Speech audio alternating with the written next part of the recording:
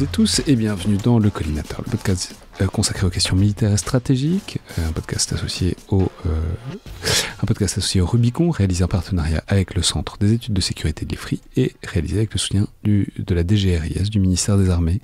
Je suis Alexandre Dublin et aujourd'hui pour ce nouvel épisode dans le bunker, consacré aux films ou aux séries qui ont trait à la guerre ou au monde militaire, j'ai le plaisir d'être à nouveau avec Thomas Fraise. Bonjour. Bonjour.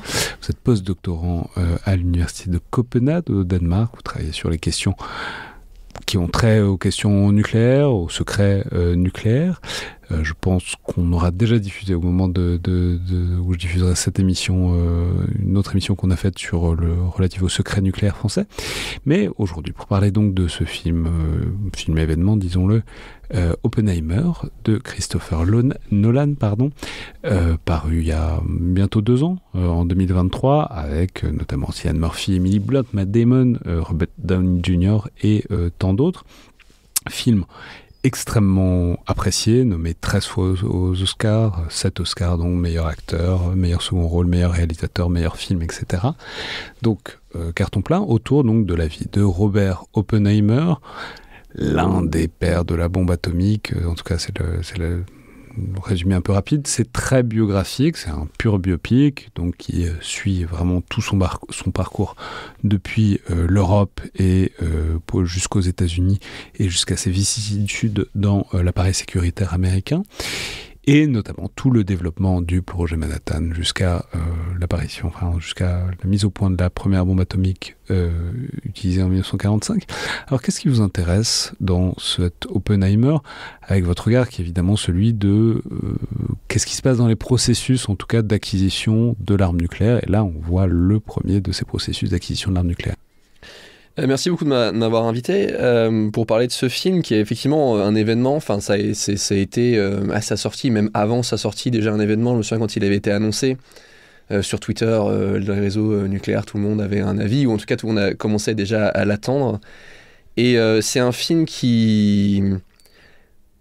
C'est un film, je ne sais pas exactement si c'est un bon film. En tout cas, c'est un long film. C'est un long film, déjà, c'est un long film. Ça, c'est vraiment une caractéristique lourde de ce film. Je veux dire, c'est 3 heures, et c'est entre guillemets, je l'appellerais un grand film, au sens où c'est quelque chose de très dense et de très ambitieux. Est-ce que l'ambition et la densité servent forcément le propos du film? J'imagine qu'il y a beaucoup d'avis contraires, mais voilà, c'est quand même un film qui vaut le coup d'être vu, et que j'avais approché avec beaucoup de prudence au départ parce que, comme je pense beaucoup de gens ayant travaillé sur le nucléaire, la figure d'Oppenheimer est une figure relativement fascinante et en fait séduisante parce que c'est une personne qui s'est créée une image, qui est une personne qui d'abord est absolument brillante, qui a une biographie extrêmement intéressante, mais qui aussi a su créer une image de lui-même, à tel point que Isidore Rabai, qui était du coup un des proches d'Oppenheimer, participant au projet Manhattan et qui apparaît dans le film à plusieurs reprises, qui est un peu le sidekick d'Oppenheimer dans le film, a déclaré à un biographe à la fin de sa vie quelque chose du style, je le traduis rapidement, que Oppenheimer toute sa vie vous a raconté une charade et vous y avez entièrement cru. Alors la charade de l'homme qui lit le sanskrit, qui se fascine, apparemment il avait une capacité par exemple à réciter l'Odyssée d'Homère, des passages entiers de tête en grec ancien, enfin voilà, une figure absolument fascinante. Donc moi, en m'approchant du film, j'avais tendance à être finalement méfiant en me disant il faut pas que je me laisse séduire par un film qui ça va être beaucoup trop favorable à une image d'un homme qui est absolument fascinant. Et au final, j'ai été assez surpris de trouver un film qui est... Le film était autant hypé que Oppenheimer l'était lui-même. Ouais, c'est ça. Et Oppenheimer était un excellent agent de relations publiques pour Oppenheimer lui-même. Enfin, jusqu'à un certain point. C'est un peu l'histoire du film. Mais ce qui est intéressant, parce que c'est aussi par ailleurs sa position dans le champ et dans le développement de la bombe atomique, c'est-à-dire personne ne dit que c'est lui qui a inventé les équations, ni que c'est lui exactement qui est, disons, la cheville ouvrière purement scientifique. Ça, pour le coup, on le voit assez bien dans le film. C'est un monteur de projet, c'est quelqu'un qui réunit les gens et qui fait en sorte de délivrer, anglicisme affreux, mais en tout cas qui fait en sorte que le projet vienne à terme. Donc pour que des gens comme ça, pour que ça fonctionne, il faut que ce soit des gens qui soient capables de capter un peu tout ce qui se passe, mais en même temps, ça n'a pas forcément besoin d'être le scientifique le plus étincelant de toute la bande, quoi. Oui, effectivement, en fait, c'est vrai que pour clarifier le rôle d'Oppenheimer dans le projet Manhattan, effectivement, c'est celui de chef de projet scientifique, entre guillemets, il coordonne les équipes, ce qui ne veut pas dire qu'il n'a pas une contribution scientifique, peut-être pas une contribution scientifique, disons, directe, mais il y a quand même plusieurs témoignages sur des scientifiques vont dans son bureau, ils se posent des questions, enfin, il joue un rôle scientifique quand même, il n'est pas seulement là pour diriger des réunions, et c'est vrai que le film montre peut-être pas forcément cet aspect-là, cet aspect du tête-à-tête avec les scientifiques et de la résolution de problèmes. Plusieurs témoignages de participants au projet Manhattan ont tendance à dire que même si on le voit finalement comme un chef de projet, il avait aussi une sorte de posture scientifique. Mais oui, effectivement, c'est considéré comme étant le père parce que c'est le père, ils ont administrateur de la bombe atomique au sein du projet Manhattan. Mais c'est aussi une figure en fait qui après ensuite s'investit beaucoup en politique, jusqu'à cette fameuse audition pour le renouvellement de sa security clearance, donc son habilitation secret défense. Son habilitation secret défense qui a lieu en 53-54 et qui, tout le débat a lieu en 53-54 et qui mène ce qu'on a pu appeler sa chute, ce qui est une qualification discutable parce qu'effectivement la conclusion du film, on va spoiler, mais c'est comme une histoire vraie, donc on n'est pas non plus trop dans le spoiler. Il perd son habilitation secret défense. Mais il reste quand même professeur à Princeton. Ça reste toujours une des 30 personnalités les plus célèbres du monde. Enfin, ça va. Exactement. Et si après il perd effectivement son influence sur la politique nucléaire américaine, on peut se poser la question de savoir dans quelle mesure il la perd pas aussi parce qu'il se retire volontairement. À partir de 54, il cesse de parler de la bombe atomique, il cesse de parler du désarmement, du contrôle des armements, etc., des sujets sur lesquels il évoquait avant. Il en cesse complètement d'en parler et il se retire. Il y a un choix aussi qui est fait de sa part de ce point de vue-là, qui est pas forcément montré dans le film, en fait, qui présente ça comme une figure tragique. Mais se retirer et devenir prof à Princeton, il y a pire. Il y a pire comme vie. Ouais. Mais alors, c'est intéressant parce que c'est un film qui... C'est pour ça que c'est très intéressant d'en parler avec vous, qui, à certains égards, reflète très bien certains questionnements de l'époque, et à certains égards, je me suis demandé s'il projetait pas des trucs un peu plus contemporains sur des personnages comme Oppenheimer. Mais revenons à... Ça montre assez bien les incertitudes, le tâtonnement, la course avec les nazis, le fait que c'est pas une science... la science utilisée pour faire ça, elle n'est pas hyper robuste à ce moment-là et qu'ils sont c'est quand même un truc d'ingénieur, donc de bricolo, pour le dire clairement, quoi. Et aussi un certain nombre d'incertitudes qu'on a pour le coup complètement oubliées, mais qui sont apparemment assez réelles, est-ce que quand on en fait péter une, ça ferait pas péter la totalité de la planète, parce qu'on ne sait pas si ça déclencherait pas une réaction en chaîne à l'échelle de toute la planète. Tous ces trucs-là sont apparemment assez réels, assez historiquement documentés, et sont assez bien restitués, disons, dans le film, ces tâtonnements, quoi. Je ne sais pas si c'est assez bien restitué. Ils sont effectivement restitués, et je pense notamment assez typiquement à cette question de la possibilité d'un embrasement de l'atmosphère suivant l'explosion nucléaire. Effectivement, c'est intéressant. Enfin, je trouve que... Alors apparemment, il semblerait que c'est quelque chose que Nolan a découvert et qui l'a guidé vers ce projet. Enfin, c'est quelque chose il l'a lu quelque part, ou j'avais entendu ça ou lu dans une interview, que c'est quelque chose qui l'avait vraiment guidé vers le projet, de dire « Ah mais c'est fou, est-ce que c'est vrai ?» et qui l'avait poussé à s'intéresser à la question des armes nucléaires et puis ensuite de la figure d'Oppenheimer. Avec un des meilleurs dialogues de tout le film, c'est le moment où il discute avec le personnage de Matt Damon et il dit « Ouais, presque aucune chance. » Chances are near zero. Ouais. Et effectivement, mais je trouve pour le coup c'est quelque chose qui est bien et pas bien retranscrit parce qu'en fait, dans les faits, en fait, les calculs sont... donc Taylor fait cette proposition, on n'y croit pas forcément, les calculs sont envoyés à Berkeley où Hans Bethe travaille sur la question et conclut que les chances sont effectivement near zero, comme dit Oppenheimer dans le film. Et en fait, dans le film, il y a un passage où il va voir Einstein pour lui parler de la question. Et on ne sait pas pourquoi, c'est un point sur lequel il faudra revenir, on ne comprend pas ce que Einstein fait dans ce film, et qui du coup, on a l'impression qu'Einstein a un rôle important sur cette question, alors qu'en vrai pas du tout, il n'a pas du tout été impliqué dans le projet Manhattan, il considérait que sans doute c'était pas une bonne idée de l'impliquer, qu'il avait, non pas qu'il aurait été lui-même un problème de sécurité, mais qu'il aurait sans doute pas été capable de vraiment garder des secrets. De fait, d'ailleurs, il était sans doute pas capable de garder les secrets parce que quand Niels Bohr, qui arrive dans le film, donc savant danois, un des fondateurs de la physique quantique moderne, arrive pour la première fois aux États-Unis après avoir été exfiltré du Danemark. Il rencontre Einstein sur le campus de Princeton et Einstein s'exprime « Ah, c'est parfait que vous soyez là pour pouvoir régler tout ce problème de this awful mess with uranium », en fait en parlant, donc ce bazar avec l'uranium, en parlant du projet Manhattan qu'il ne fallait surtout pas évoquer, mais que voilà, Einstein n'arrive évidemment pas à s'empêcher d'évoquer en public. Donc cette question effectivement de l'incertitude est assez est retranscrite dans le film, c'est intéressant, mais je trouve que c'est bizarre la manière dont c'est fait. Et le fait que ce soit à travers une scène un peu comique, est assez bizarre aussi. Maintenant, c'est vrai que c'est historiquement exact que Fermi a pris des paris avant l'explosion nucléaire avec certains militaires sur est-ce que ou non ça va faire mettre fin à la vie sur Terre. Et c'est un élément assez intéressant, et c'est vrai que c'est fou quand on y pense que cette explosion a eu lieu alors que... Cette explosion, rappelons, c'est évidemment pas Hiroshima et Nagasaki, non, c'est le premier essai dans le désert. Les premiers essais dans le désert, Trinity, en juillet 45. Et en fait, effectivement, il y a une certitude, pas forcément totale, que le chiffre soit de 0. Et il y a une petite histoire qui est rapportée par Tubby Ord dans un livre...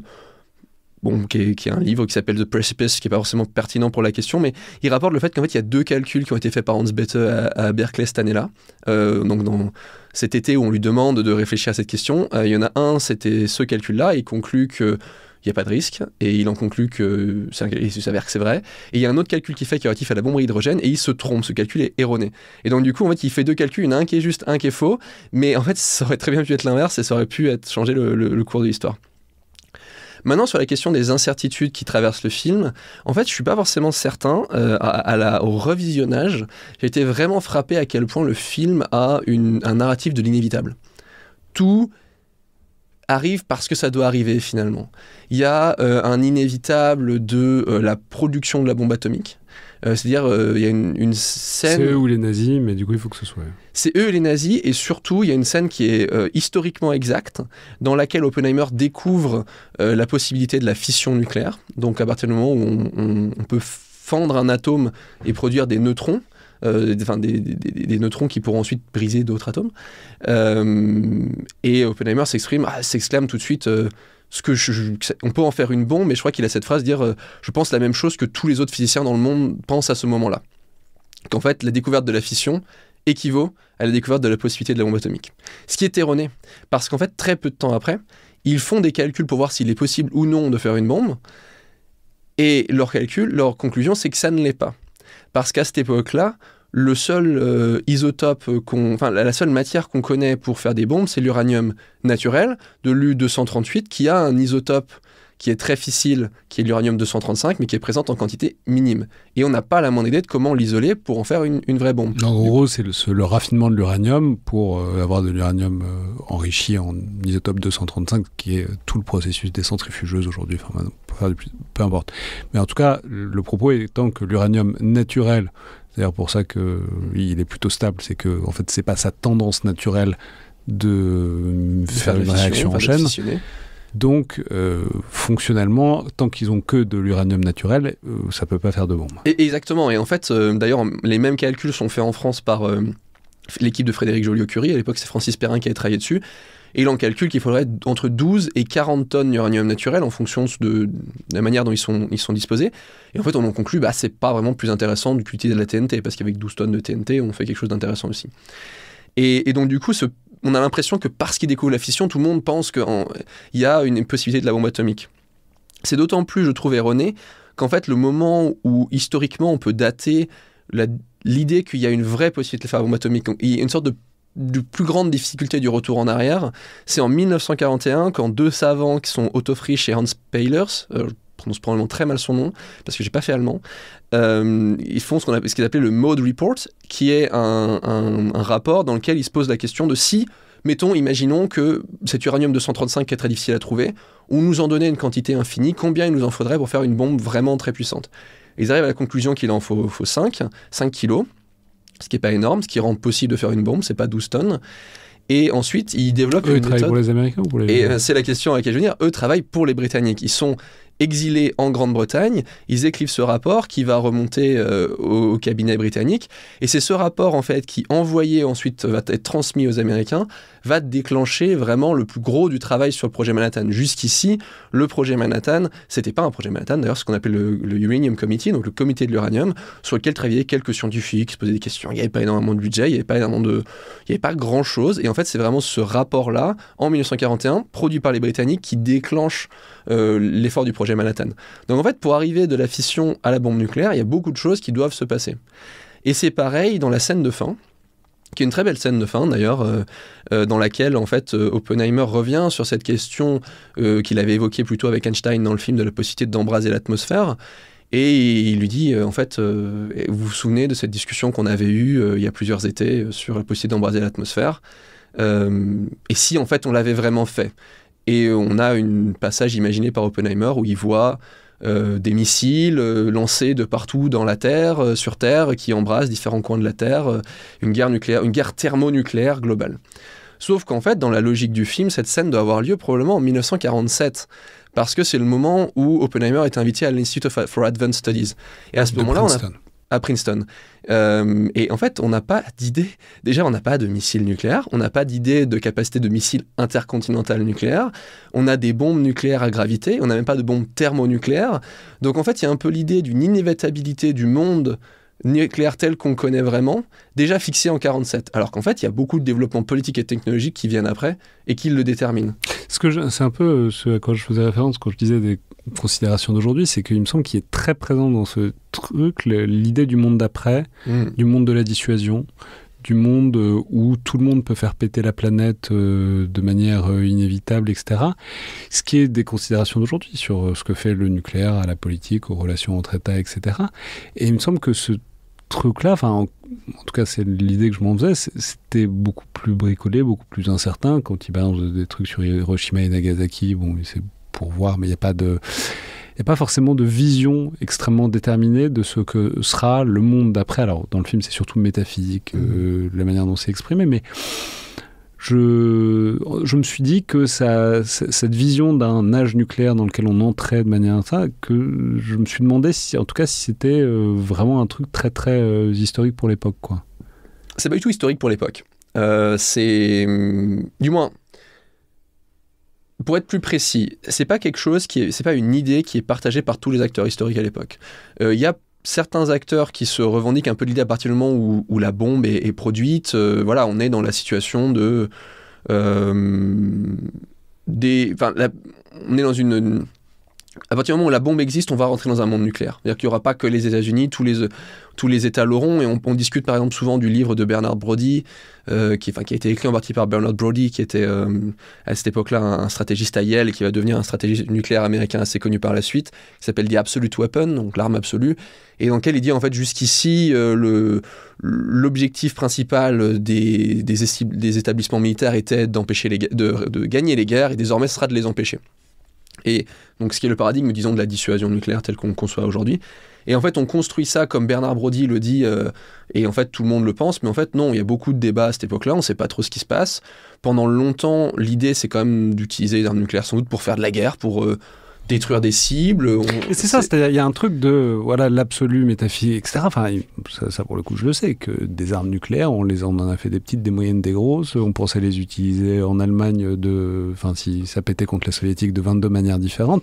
Enfin, c'est-à-dire, il y a eu un moment où on était un peu détendu sur cette possibilité-là, où c'était pas un truc... c'était pas une tragédie grecque au sens propre, quoi. Tout à fait. Et je pense qu'il y a une confusion, en fait, en ce qui est sans doute vrai pour la communauté scientifique de l'époque qui participe au projet Manhattan, qui ont cette conscience assez aiguë de ce que pourrait être un futur monde nucléaire, mais qui n'est pas vrai de la communauté politique vraiment, et qui n'est pas vraiment plus vrai de la communauté stratégique ou du public de manière générale. C'est un ensemble d'acteurs qui ont cette conscience-là, qui de fait s'avère être vraie, entre guillemets, mais elle dépend de beaucoup de choses, parce qu'en fait, avant la révolution thermonucléaire, c'est-à-dire le moment où on invente des bombes thermonucléaires, et même la révolution des missiles continentaux interbalistiques, où on les met, ces bombes thermonucléaires, sur des vecteurs qui peuvent toucher n'importe quel point de la planète en une vingtaine de minutes, la guerre nucléaire... Ça, c'est la fin des années 50, les années 60. C'est ça, et après, il y en a de plus en plus, etc. En fait, Bon, les bombes nucléaires, c'est considéré comme étant des très grosses bombes qui ont sans doute une capacité dissuasive, mais qui ont surtout une capacité de frappe contre force ou de frappe contre des villes. Et on se pose des questions, finalement, dans le paradigme du bombardement nucléaire, du bombardement stratégique qu'on utilise pendant la Seconde Guerre mondiale, et on se dit, bah voilà, on a ce paradigme, Julio Duet, ou ces pensées-là, comment on intègre les armes nucléaires dans ces paradigmes-là. Et c'est vraiment la bombe nucléaire, en fait, qui fait changer cette chose-là. Donc oui, en fait, on a l'impression qu'il y a une prescience, il y a une sorte de trope romantique de l'homme qui a tout vu et qui a vu le futur. Et en fait, c'est vraiment une reconstruction a posteriori. Et c'est peut-être d'autant plus problématique que cette reconstitution, du coup, encore une fois, participe à ce trope de donc ça, c'est très associé à la figure d'Oppenheimer dans le film, qu'on voit. Il y a beaucoup de trucs qui sont très oniriques. Il y a une phrase à un moment donné... how could someone who saw so much be so blind? Donc comment quelqu'un qui a une telle capacité de vision pouvait savoir être aussi aveugle sur les conséquences de ses propres inventions, etc. Et l'idée d'une prescience, oui, effectivement, de l'acteur tragique qui voit mais ne peut pas forcément éviter son destin tragique. Mais un truc la figure prométhéenne est totalement usée, même si elle n'est pas toujours très explicite, mais c'est vraiment Prométhée qui apporte le feu aux hommes, en l'occurrence c'est le feu nucléaire, etc. Il voit des choses et du coup il est aussi sacrifié un peu à la fin. Enfin, la figure prométhéenne est complètement en filigrane de l'histoire que raconte Nolan de Oppenheimer. Et alors peut-être que Oppenheimer avait vraiment ce genre de vision, mais en tout cas, ça vu que tout est centré sur lui, ça donne l'impression que tout ce qui est venu après était déjà là, ce qui est douteux, quoi. Tout à fait, et je pense que c'est un défaut un défaut, en tout cas c'est une critique que je ferai au film, et peut-être que c'est quelque chose sur on revient là-dessus, c'est que c'est un film qui a beaucoup insisté sur son exactitude et son rapport à la réalité, et dans sa promotion et puis ensuite dans le film lui-même, et c'est quelque chose qui est exact. Il y a vraiment des détails incroyables qui montrent un effort de recherche qui est assez rare. Comme quoi? Alors par exemple, il y a un détail qui est très peu connu, mais au moment où il monte la bombe, donc voilà, vous avez une scène qui est quand même la scène climax du film de l'essai Trinity. Il y a beaucoup de choses qui font des essais. Et ça, on peut dire, même si vous n'aimez pas le film, c'est difficile de pas être sensible à l'esthétique, en tout cas de la manière dont on a l'impression d'être plongé dans le soleil. Si vous l'avez vu en plus au cinéma sur un grand écran, c'est quand même un truc, c'est assez marquant, quoi. Ouais, c'est la scène, c'était un peu le money shot du film, cette scène-là, alors qui a aussi un peu peut-être ses défauts, mais en fait on voit tout le processus et ils montent la bombe en haut d'une tour et ils disent mettez les matelas en dessous. Et ça c'est un détail, effectivement, c'est vrai, ils avaient prévu de mettre des matelas, ce qui est un peu marrant parce que la tour faisait vraiment plusieurs dizaines de mètres de haut, donc si une bombe atomique tombait, les matelas n'auraient pas fait grand-chose, mais voilà, c'est ce genre de détail. Et un autre détail qui a été relevé par l'historien Alex Wellerstein, c'est à un moment donné durant les auditions de Oppenheimer pour sa security clearance, à son habitation secret défense, Isidore Rabai cite une phrase en disant « mais Oppenheimer vous a donné une bombe A, plein de bombages, qu'est-ce que vous voulez de plus que ça, des sirènes ?» Et en fait cette phrase était présente dans un document qui n'a été déclassifié en intégralité qu'en 2015, donc ça apparaît pas dans la biographie écrite par Kai Burn et Martin Sherwin sur laquelle se base Nolan. Donc les équipes de Nolan ont vraiment travaillé pour reconstituer finalement l'univers matériel, l'univers intellectuel du film. Mais du coup on a cette impression qu'en fait le film est une représentation de la réalité.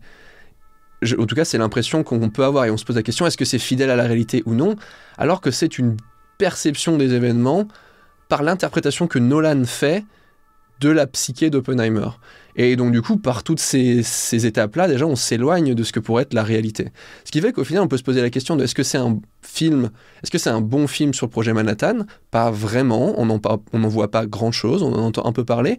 Ce que l'on voit est relativement exact. Est-ce que c'est un bon film sur Hiroshima, disons l'usage de la bombe sur Hiroshima et Nagasaki? Pas vraiment, on n'entend pas beaucoup parler. Est-ce que c'est un bon film sur la security clearance? Peut-être, plus.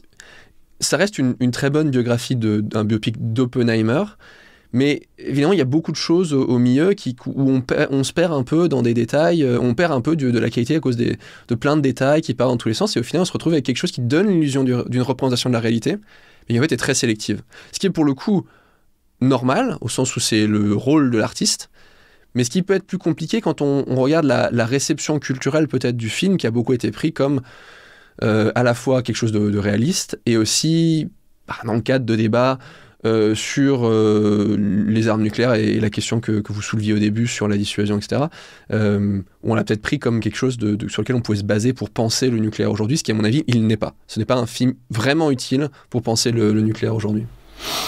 Un autre élément du film, et ce qui touche à vos sujets de préoccupation, c'est l'interaction entre, appelons ça l'appareil militaire américain et cette galaxie scientifique. Et c'est vraiment ça, enfin, c'est le nœud narratif du film. C'est le moment où ce personnage, donc le personnage de Matt Damon, vient chercher Oppenheimer et où il le tire et où il essaye de l'amener vers ce que ça implique de faire un programme militaire en termes de secret, en termes de plein de choses. Et de l'autre côté, il y a cette espèce d'aéropage autour d'Oppenheimer, mais qui se met à polariser aussi, de bah ouais, c'est des juifs allemands, enfin, qui exilés, etc. Pas que des juifs d'ailleurs, enfin bon, en tout cas, c'est des savants exilés qui sont tous, on ne sait pas s'ils sont anarcho-communistes, etc. Enfin bon, il y a un peu de tout qui... par un concours de circonstances, se mettent à plus ou moins fonctionner ensemble et à entrer plus ou moins dans le moule de ça. Donc, qu'est-ce que vous en avez pensé en quelque sorte ça montre, en tout cas, beaucoup la friction entre qu'est-ce que peut être un militaire américain au plein milieu de la Seconde Guerre mondiale et qu'est-ce que sont tous ces savants physiciens européens qui se retrouvent là, quoi. Oui, effectivement, je pense que c'est quelque chose qui est assez bien montré dans le film, en l'occurrence, qui est la difficulté, finalement...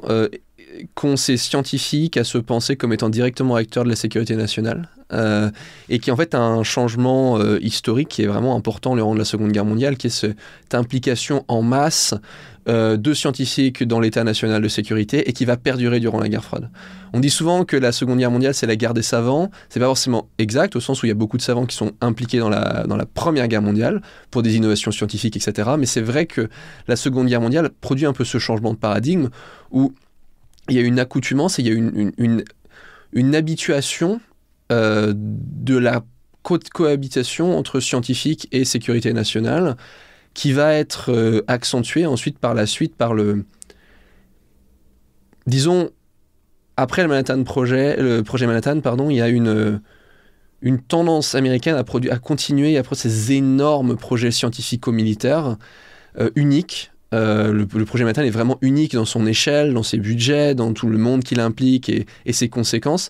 Et en fait, ça va caractériser beaucoup de projets de la guerre froide. On change d'échelle et on change de mode de fonctionnement pour l'innovation militaire. Et donc, du coup, on a besoin de beaucoup plus de scientifiques. Et donc, du coup, il y a de plus en plus de scientifiques qui vont s'habituer à ce mode de fonctionnement-là et d'autres qui ne vont pas s'habituer et se retirer.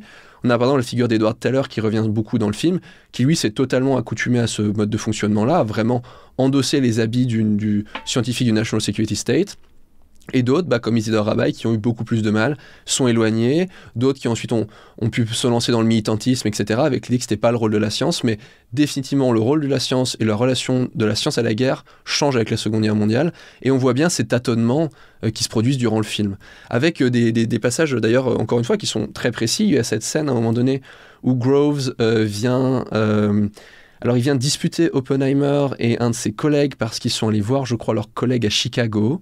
Et vu que le principe de fonctionnement du projet Manhattan, c'est la compartimentalisation, l'idée est que personne n'est censé rencontrer personne. Pour que personne n'ait idée générale du projet, ou en tout cas qu'un très faible de personnes ait idée générale du projet.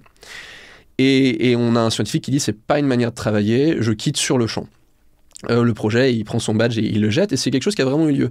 J'oublie le nom du scientifique, m'échappe à l'instant, mais il y a un scientifique qui a démissionné en grande pompe du projet Manhattan à ses débuts, avant Los Alamos, en disant mais en fait c'est beaucoup trop compartimentalisé, cette extrême compartimentalisation en fait c'est même bête, c'est dangereux pour la sécurité, parce qu'on sait jamais ce qui est secret et ce qui ne l'est pas, donc on va se tromper, et puis c'est pas une façon de travailler, et ça va poser des problèmes pour le développement technologique. Qui est une question qui se posera d'ailleurs très clairement après-guerre, avec plusieurs acteurs qui vont s'opposer au secret atomique, ou en tout cas s'opposer aux pratiques du secret atomique post-Seconde Guerre mondiale, en disant mais le problème c'est pas que le secret atomique crée du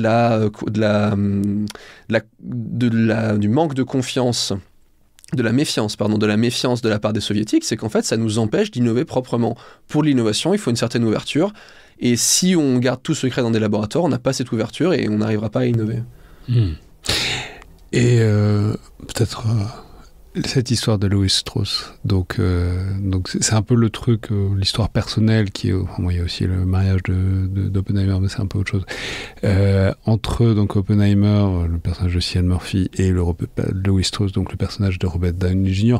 Tout est un peu présenté comme une machination machiavélique de Louis Strauss pour faire tomber Oppenheimer, etc., parce qu'il est jaloux. Hein. Ça, c'est un truc historique, c'est plus discutable selon vous? Parce que je me suis dit, putain, je sais pas s'il a des petits-enfants, mais c'est un peu raide quand même. La vision que ça donne de ce personnage-là, qui a quand même été un personnage proéminent de cette époque-là.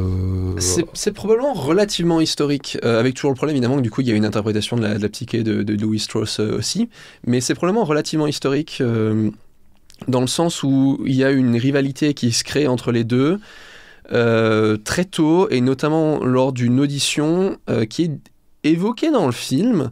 Et je trouve que ça pourrait être beaucoup plus clair, mais il y a une audition qui revient à plusieurs reprises où Oppenheimer fait une blague sur le fait c'est difficile de déterminer ce qu'il faut et ce qu'il ne faut pas pour faire un programme nucléaire, et donc ce qu'on peut et ne peut pas importer.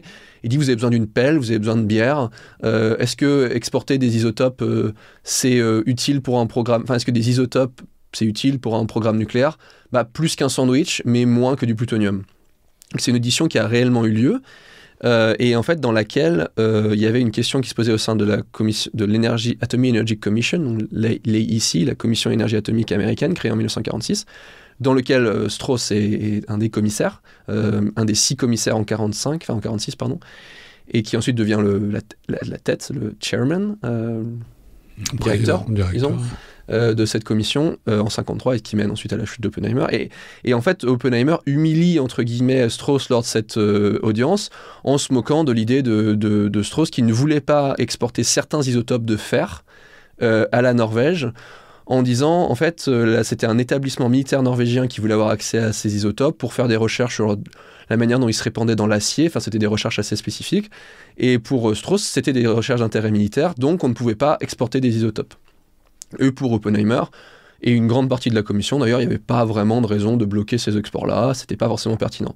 Et il semblerait effectivement que Strauss ait très très mal vécu cette humiliation publique, et très très mal vécu peut-être aussi le rapport très différencié qu'il avait avec Oppenheimer. On le voit dans la scène où ils se rencontrent, où il parle de lowly shoe salesman, alors je sais pas comment c'est traduit en français, mais de vendeur de chaussures de seconde zone, parce que c'est effectivement comme ça que Strauss va s'élever ensuite dans la hiérarchie, dans l'échelle sociale américaine, au point de devenir quand même amiral Rear Admiral durant la Seconde Guerre mondiale, et puis de devenir le président de la Commission énergie atomique. Mais effectivement, il y a une sorte de rivalité entre ces deux hommes, et il semble que ça soit effectivement quelque chose qui ait un rôle causal dans le scandale de l'habilitation secret défense. Maintenant, il faut aussi considérer qu'en fait Oppenheimer c'était un acteur politique qui jouait un rôle politique dans une Amérique propre au macartisme, mais aussi dans des débats d'extrême disons intensité pour la sécurité nationale, et donc il a joué et il a perdu. Et c'est pour ça que vous pointez le fait qu'il y a une autre histoire, mais c'est pas la même chose, qui est la question du mariage d'Oppenheimer et de ses relations avec Jean Tatlock. Et en fait, c'est assez central aussi, au sens où Oppenheimer il perd son habilitation secret défense. J'ai envie de dire pour des bonnes raisons. Au final, c'est vrai que pendant le projet Manhattan, alors qu'on lui dit de pas le faire, il s'en va pour aller coucher avec sa maîtresse Jean Tatlock. C'est vrai qu'il y a un de ses amis, Hakon Chevalier, qui est professeur de langue à Princeton et qui lui propose de vendre des secrets russes, et qu'il ne le dit pas parce que c'est un ami de la famille, c'est un ami. Donc en fait, le privé et le politique, disons, sont difficilement distinguables, parce que en fait, ils ont un cas contre Oppenheimer du fait de ses errements dans la vie privée qu'il commet durant le projet Manhattan et ensuite après.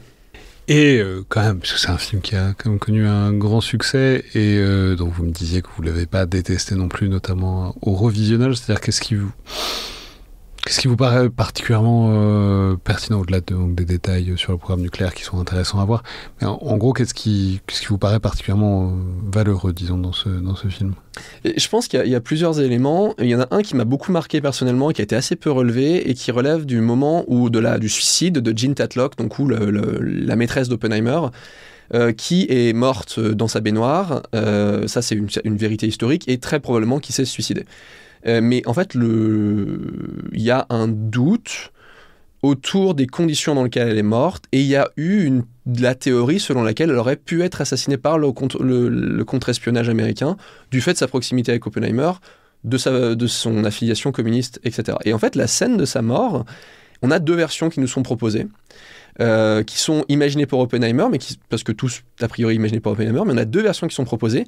L'une où elle prend des médicaments, elle se met la tête dans la baignoire et elle meurt, et l'une où il y a 2 mains gantées de noir qui lui mettent la tête sous l'eau et qui la maintiennent. Et c'est quelque chose qui est, je trouve, assez intéressant et qui a été très peu relevé dans le film. En fait, cette coexistence des possibles versions et la reconnaissance en fait du doute historique sur cette dimension-là, sur ce détail-là de ce passage, enfin de cet épisode historique, qui je trouvais assez intéressant. Et je pense qu'il faut aussi relever plusieurs éléments qui expliquent tout à fait le succès du film. Le jeu d'acteur est incroyable, l'image est géniale, il y a des plans qui sont magnifiques, Cillian Murphy et Robert Downey Jr. sont très bons. Enfin voilà, il y a quand même quelque chose qui fait que c'est un film qui a des mérites en tant qu'objet esthétique qui sont très grands. Rappelons par ailleurs, ou signalons que pour ceux que 3 heures de Oppenheimer ne frustreraient parce que ce serait trop court, il y a une autre série que moi personnellement j'ai beaucoup aimée qui s'appelait Manhattan, qui est sortie il y a quelques années, qui était une très très bonne série, alors vraiment centrée sur le projet à Los Alamos et en fait la manière dont la communauté vit dans ce village créé ex nihilo du Nouveau-Mexique. C'est une grosse partie du film, mais c'est pas la totalité du film. Bon, moi c'est une série que j'avais quand même beaucoup appréciée et qui doit pouvoir se trouver encore. Je crois que notamment elle est sur Prime. Il y a 2 saisons et 23 épisodes et j'ai trouvé ça pas mal du tout. Merci beaucoup Thomas Fred. Merci beaucoup.